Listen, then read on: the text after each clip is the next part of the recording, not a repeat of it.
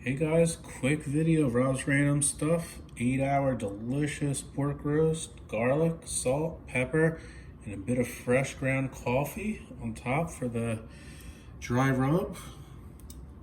The wood that we used was pecan and cherry. Traditional snake method on the Weber Master Touch. You've seen all my videos on that. So let's see, we let this sit an hour wrapped after it was done. We let it go to 205 degrees. Let's see how easy this breaks apart. Pretty easy. Look at that.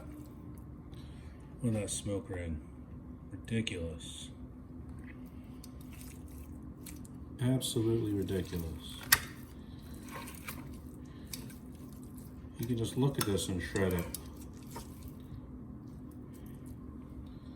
Let's have a quick look. Look at that. Absolutely crazy. So easy to do. Watch my videos. Let's try a piece.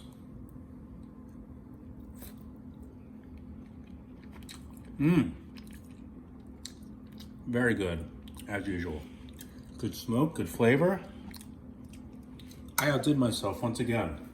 Look, this is what should happen. If you're doing it right, look at that.